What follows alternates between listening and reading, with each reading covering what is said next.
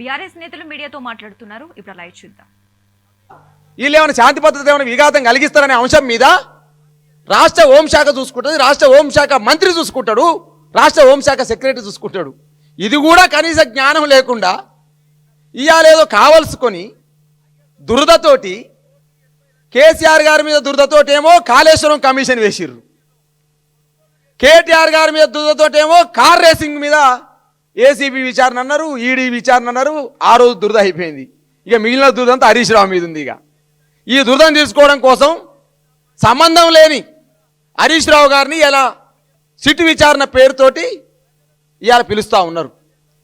అసలు సిట్ విచారణ ఏదైతే ఉందో గతంలో ఇవాళ దూదిమెట్ల బాలయ్య యాదవ్ మీద కావచ్చు, బీఆర్ఎస్ పార్టీ వ్యక్తుల మీద కాంగ్రెస్ పార్టీ నాయకుల్ని కానీ ప్రత్యర్థులు మాట్లాడడం మంచి చెప్తారు. వాళ్ళన్న సిద్దిపేటలో హరీష్ రావు గారి మీద పోటీ చేసిన వ్యక్తి ఆయన ఏందో, ఆయన చరిత్ర ఏందో అందరికీ తెలుసు. ఆయన పోయి హైకోర్టుకు పోయినాడు, హరీష్ రావు గారు ఇబ్బంది పెడుతున్నాని హైకోర్టులో చివాట్లు పెట్టారు. ప్రభుత్వం ఏం చేసింది? ఆయనకు ప్రభుత్వ లాంఛనాలతోటి లాయర్లను పెట్టి పైసలు ఇచ్చి ఫ్లైట్ ఛార్జీలు చెల్లించి సుప్రీంకోర్టుకు పంపింది.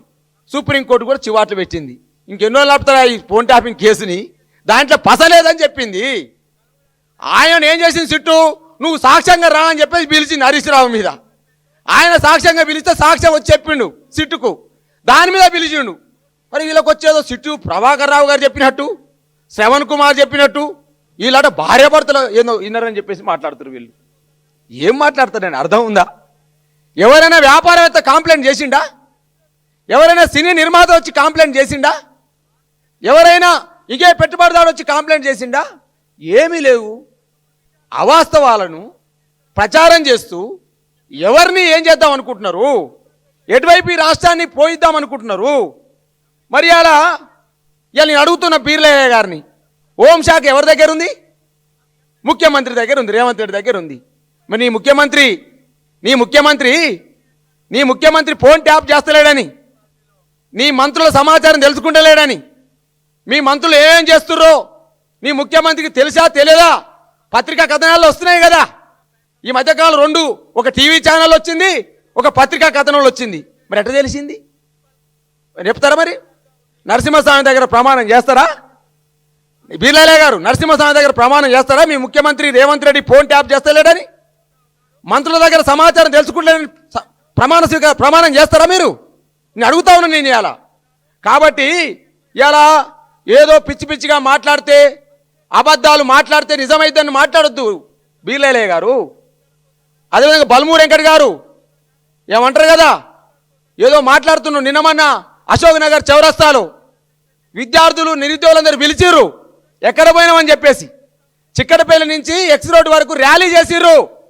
ఆ రోజు రియాజ్ లాంటి వాళ్ళు, కోదండరామ్ లాంటి వాళ్ళు, బల్మూరు వెంకట్ లాంటి వాళ్ళు, అద్దంకి దయాకర్ లాంటి వాళ్ళు, అదేవిధంగా ఆకునూరి మురళి లాంటి వాళ్ళు వచ్చి మాకు 2 లక్షల ఉద్యోగాలు వేస్తామన్నారు, 4,000 నిరుద్యోగ భృతి ఇస్తామన్నారు, నిరుద్యోగ క్యాలెండర్ ఇస్తామన్నారు అని చెప్పేసి ఆ రోజు ప్రగల్భాలు పలికిరు కదా.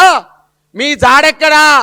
ఆ రోజు తాసుపాములై బుసగొట్టిన నాగుపాములు కాంగ్రెస్ ప్రభుత్వంలో పదవులు రాగానే ఏ పుట్టలో దాసుకురని నిరుద్యోగులు ఆర్టీసీ ఎక్స్ రోడ్ సాక్షిగా అడిగిర్రు. ఒక్క నాగుపాము బయటికి రాలే, పుట్టల నుంచి రాలే, కనీసం నిరుద్యోగుల దగ్గరికి పరామర్శకు పోలే. వీళ్ళు మాట్లాడుతున్నారు హరీష్ రావు గురించి, వీళ్ళు మాట్లాడుతున్నారు హరీష్ రావు వ్యక్తిత్వం గురించి, వీళ్ళు మాట్లాడుతున్నారు హరీష్ రావు గారి గురించి ప్రగల్భాలు పలుకుతూ ఉన్నారు, పెద్ద పెద్ద మాటలు మాట్లాడుతూ ఉన్నారు.